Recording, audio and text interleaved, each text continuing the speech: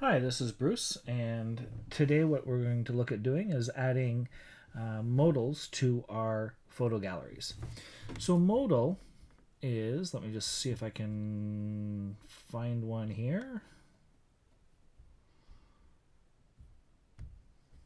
All right, so modal is kind of like a pop-up window that comes in over top of the image.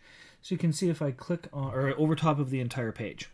So you can see if I click on one of the photos in the gallery, the image pops up large. And then if I click back on it, it closes and we go back to seeing the gallery. You'll also notice that there's a bit of a screen, an overlay, so that the rest of the page turns black, so indicating that it's not active at that moment. So this is what we're going to look at doing.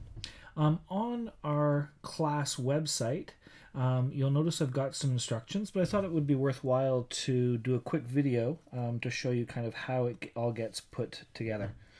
So I'm going to be starting off with where we finished off with part 2 of the gallery, adding media queries and doing some styles for the nav. So first thing I want to do is to copy the HTML here. Hopefully this will work, and paste it into my page at the very bottom.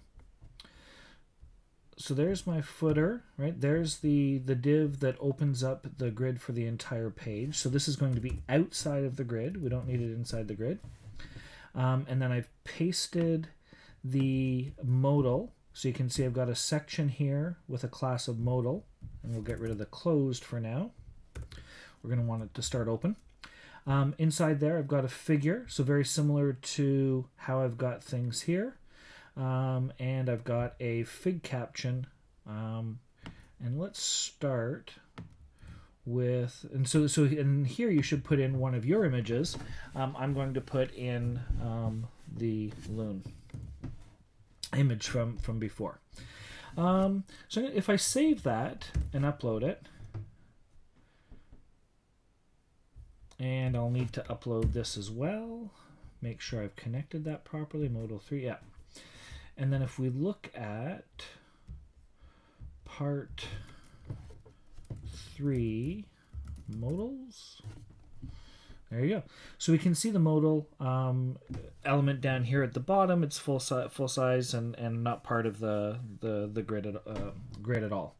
But what we want to do is we want to use CSS to place it over top of the rest of the page. So you can see here I've got the CSS code.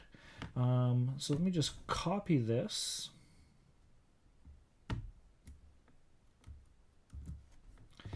And I'm going to paste it into the CSS. And again, I'll create a little comment here. Modal styles. Again, to make it easier to find later on. And then we'll take a look at this. So the first part, as you can see, I'm just setting the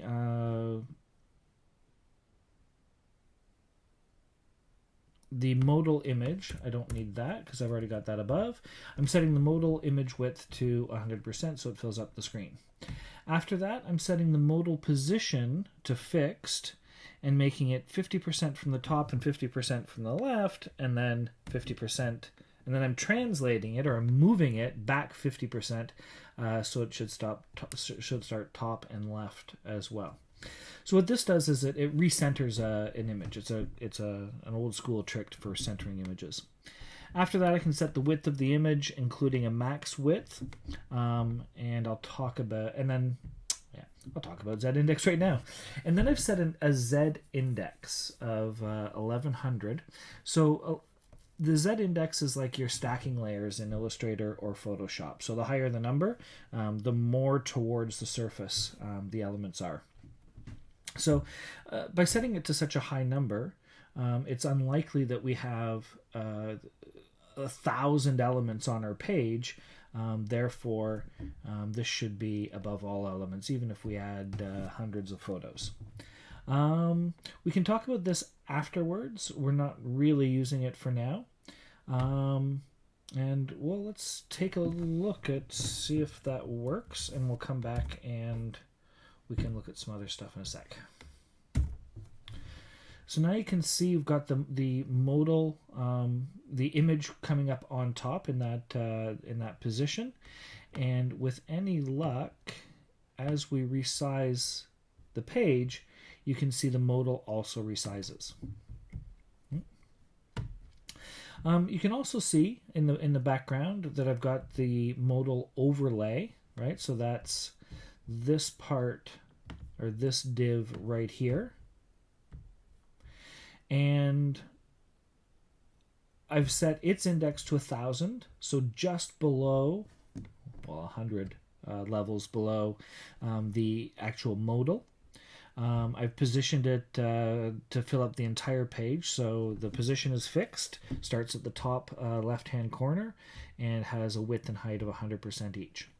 After that, I've set it to be the color black with 70% opacity.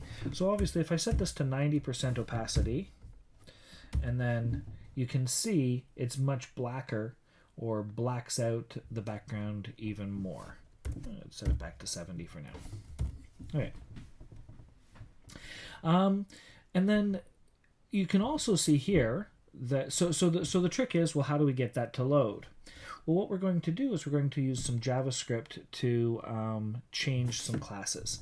So you can see here I've got a modal closed and a modal overlay closed class or style where I'm setting the display to none.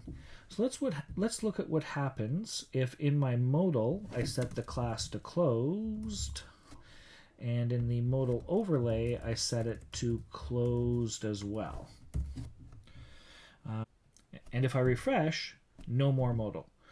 Which makes perfect sense because in the CSS I've set the display of both of those elements to none.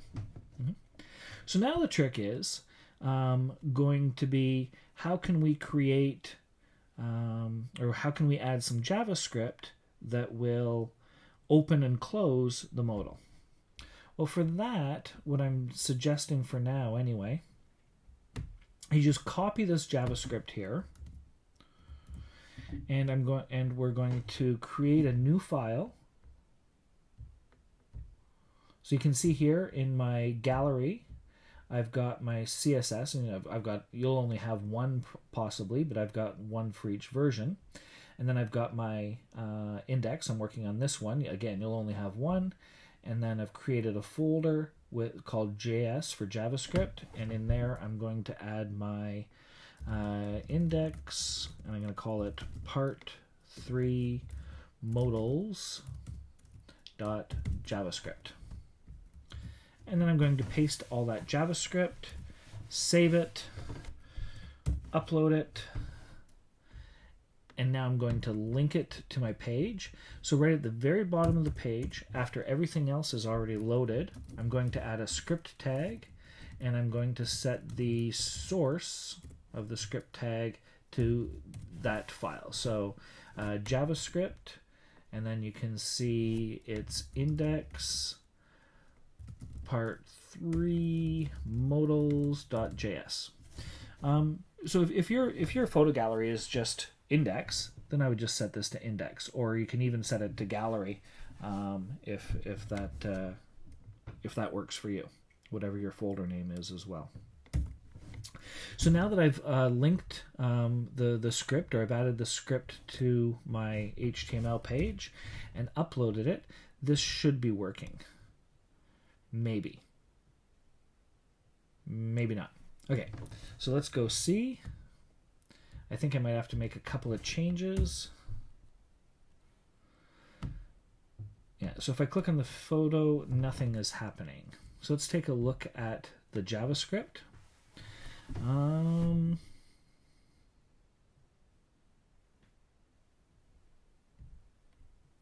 So I can see here that my links are based on A's, or a link or an anchor tag inside the gallery. In my gallery, I don't have an anchor tag. What I do have, though, are images. So let me change that over to gallery image and upload that. And now when I click on a link, hopefully something will happen. Okay, so you can see that's working, and I'm getting the fig caption, right? This is a bridge. I'm getting the little X to close, but what I'm not getting is the actual image. So let me just go back here now and make sure we're getting the image.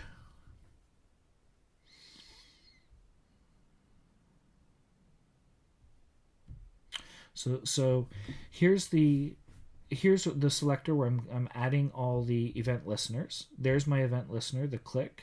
There's the function that I'm calling when I click.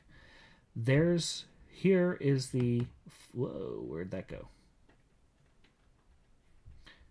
Here's the full function for when I click.